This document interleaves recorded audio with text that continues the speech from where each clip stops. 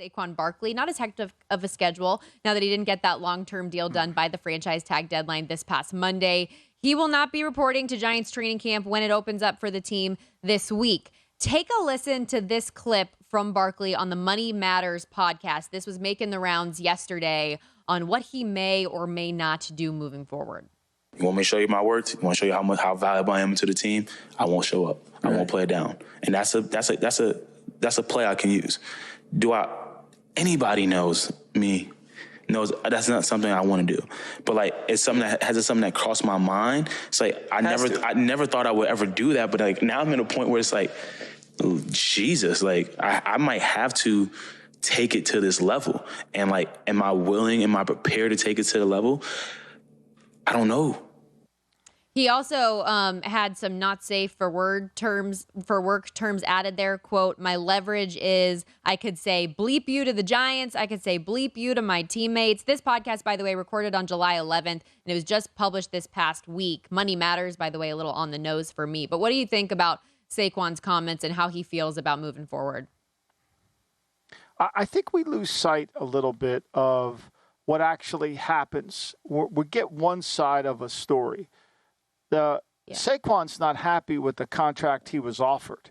He was offered a contract. He was offered a contract, and they increased their offer. Now, he chose to turn that contract down. He's not being asked to work for charity.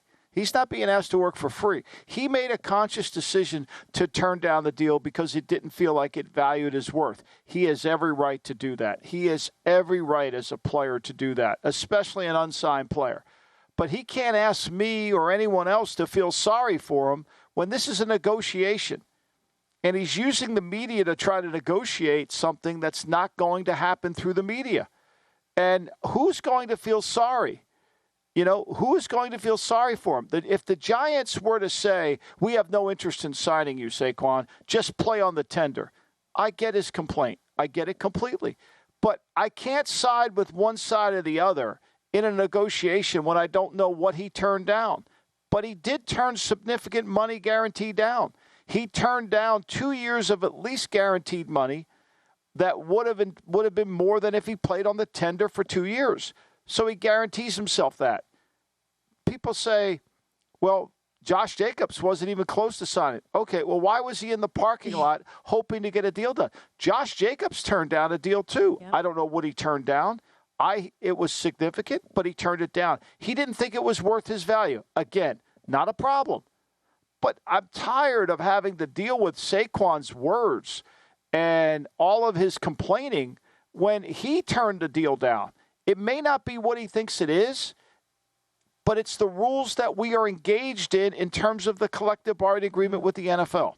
Yeah, and that's what we talked about a lot yesterday, right? Is that these numbers are not just something that we're coming up with out of thin air. They're based on the salary cap, and they're agreed upon in the collective bargaining agreement. That's the way that these things work. And it's unfortunate that every other position has gone up from 2015 to now. Every other position has gone up, including punters and kickers are making $1 million more on the franchise tag than they were in 2015. Running back, the only position that has gone down. But again, that is what's in place in the CBA. If you want this to change moving forward, those are things that you have to get ahead of in order to make those changes.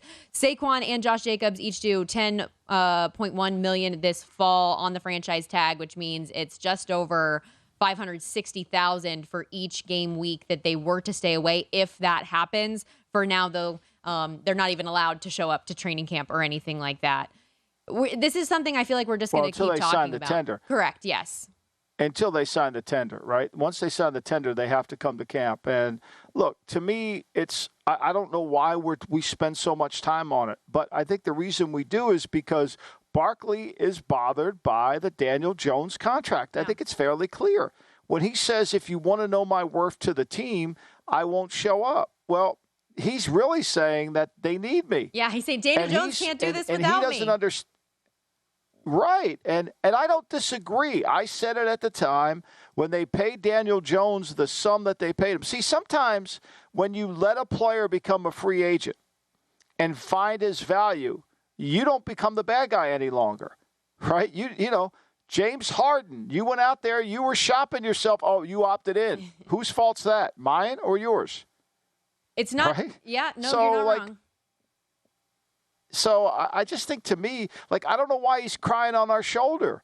Look, do I think that I've predicted this was going to happen for the Giants because 9 wins in New York all of a sudden became a Super Bowl. Go to VSiN.com/subscribe to become a VSiN Pro subscriber today.